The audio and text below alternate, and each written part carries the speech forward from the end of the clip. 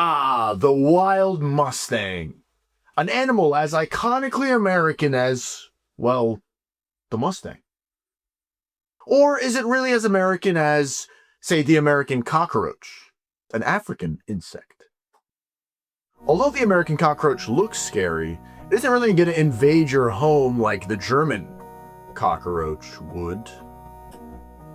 Or, as it's known in Germany, the Russian cockroach. In Russia, the Prussian cockroach. And in Poland, the Frenchie. So since no one wants to claim it, where's the German roach really from? Well, there are no wild populations. Zero. They exclusively live where humans live, meaning they're from wherever we belong. Where do we belong? Maybe the Mustang can help. You see, horses evolved in North America, crossed the land bridge into Asia, and then went extinct here in America. But in 1519, Hernan Cortez brought the horse back into the continent, and today, they're as American as Ford vehicles. So would you say the horse is American because we feel it's American? Or is it really an invasive species, like the Burmese python? Mr. Webster defines an invasive species as an organism introduced outside its natural range that spreads aggressively and causes harm to native ecosystems. Cool.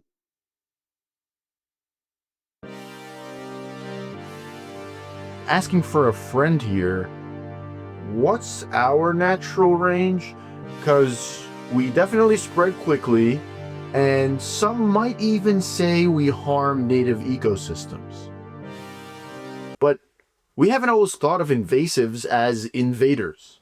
Because in the 1800s, people believed that introducing new species into the ecosystem was some sort of new enriching practice. You know, it's our role to increase the biodiversity of the world, so we'll take animals from one place and put them in another, and bam, we have more animals. People were so infatuated with this mission that they started these clubs, which by modern standards were basically just out to commit bioterrorism and spread animals from one place to another. The rabbits in Australia, the starlings in the United States, these were all gifts brought into the country to enrich its natural resources. Who decided that that's a bad thing? Because one guy, Charles Elton, put the word invasive in a book in 1958 and basically popularized the entire concept. Take Lake Victoria in East Africa. It's a pretty young lake by lake standards, 15,000 years old. And in those 15,000 years, just a handful of cichlid species evolved into over 500. Issue is, most of these fish are useless. They're small, they're bad for eating, and even worse for exporting outside the country. So in the 50s, some guys decided, hey, let's put in big fish. So they dumped in Nile perch, a predatory fish like a giant bass, and their plan worked.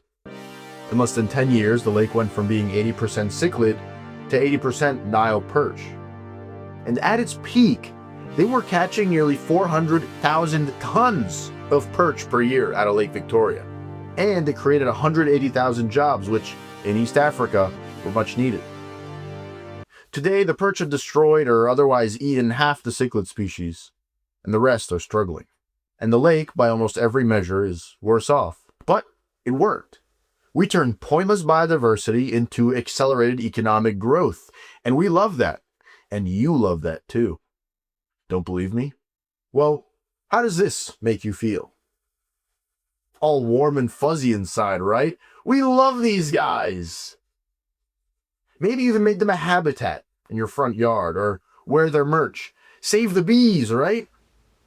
Well, there are about 4,000 species of bees native to North America, and the honeybee isn't a single one of them. We have native mason bees, native bumblebees, who all co-evolved with very specific plants here in the Americas over the course of millions of years.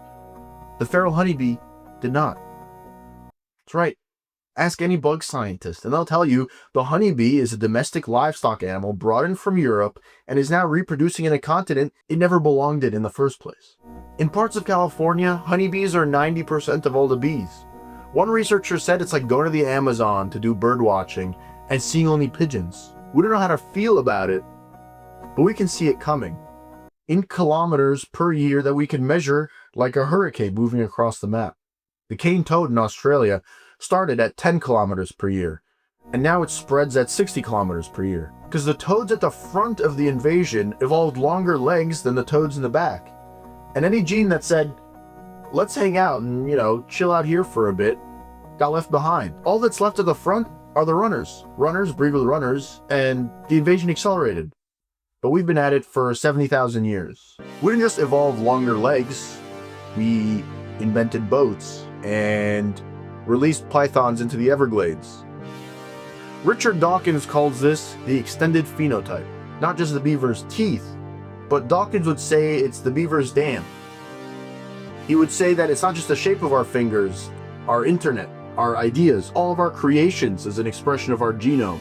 Like how the frog evolved longer legs, maybe we're just all the descendants of runners, super spreaders, a culmination of all the people that moved and brought their new things with them. Dawkins would look at that and say, it's all natural. But come on, man. We're so destructive. We're more destructive than any animal that's ever lived. And that kind of destruction just isn't natural, right? One of the most destructive events in Earth's history was when a microorganism evolved to produce a new noxious kind of gas that killed almost every existing species of life on the planet. Entire kingdoms wiped out.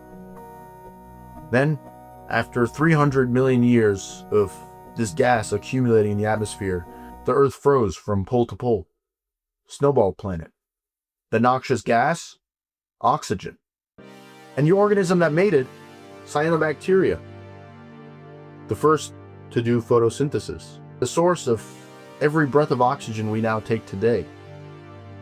As one Reddit user, Set International 4589 put it, that's when the gloop farted out oxygen and killed itself and triggered an ice age. Yes, thank you, Set International. Without that extinction, life as we know it would not exist. Look at the pattern of human expansion. Australia, the Americas, Madagascar, New Zealand.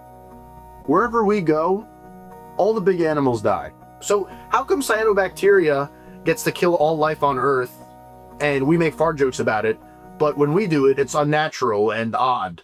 Who makes that call? I mean, look at pigs in Hawaii. Polynesians brought them over 800 years ago, and conservationists now look at them and call them invasive.